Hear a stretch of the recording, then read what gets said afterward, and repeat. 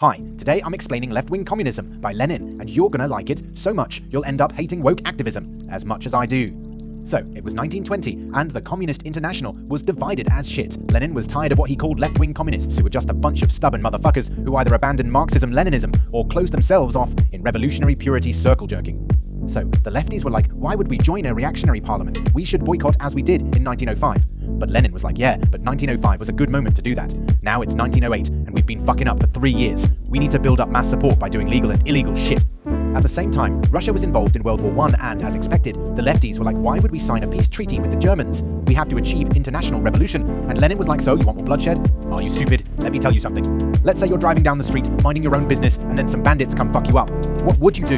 Of course, unless you want to die, you give them up your money and your stuff. You're just protecting yourself. It's not like you're sharing the loot with the bandits like some lefties actually did. I mean, you can deal with those dipshits later. Get me? And guess what? Lenin was fucking right. Engaging with the parliament led to the October Revolution in 1917, and then the Brest-Litovsk Treaty allowed the Bolsheviks to fight the Tsarists, the anarchists, and the Mensheviks during the Civil War.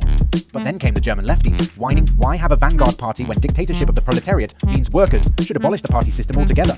Not so fast, comrade. We haven't reached that stage yet. As long as there exist classes in society, we need to organize ourselves around a workers' party, said Lenin. Because if we do as you say, labor aristocrats will just take over, and then we are fucked. Lefties went like, okay, you know what? You're cancelled. We split. Fuck you. But guess who won the revolution? Who won the Russian Civil War? Exactly, Lenin and the Bolshevik gang. And the lefties, they ended up sharing their bed with the bourgeois and the reaction. Can you believe the treason? But why the Bolsheviks won, you would ask? Well, it took pragmatism, a well-disciplined party, and unity among workers. It took looking at the circumstances and making compromises when needed. It took understanding that revolutions are messy, and if you keep using one-size-fits-all solutions to complex problems, guess what? You won't accomplish shit. Unfortunately, some people, Western leftists, just won't learn, and that's what we're seeing today with all this woke stuff in 2023. Under the guidance of liberals, woke leftists, and ultra-leftists keep fucking up and accomplishing nothing. They'd rather virtue signal and cancel their comrades over slight differences and whining about how Cuban, Chinese, and Soviet experiences aren't authentic socialism, whatever that means. Some of them wokes even dare to hold Orientalist, racist, and counter-revolutionary takes such as supporting imperialist wars in Ukraine and Palestine, spreading liberal lies about China, and just believing whatever shit Sia-backed media say, even when they know how that shit turned up in Yugoslavia, Iraq, Libya, Syria, you know the drill. Them wokes are self-righteous, petty despots who won't mind backstabbing their own comrades if that helps them advance their opportunist agenda. Some of them are actual labor aristocrats who are used to the taste of dog shit from the boots of their bosses. Their hypocrisy is just so disgusting.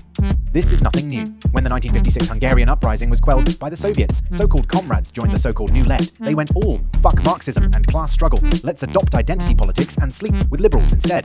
Then time has passed, the Soviet Union fell, and the international capitalist class, as always, keep on making up crises and wars.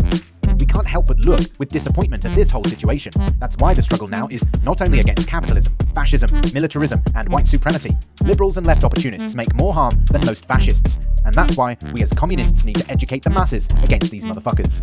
Together, we will guillotine the very head of liberalism and white saviorism once and for all. Workers and colonized peoples of the world, unite,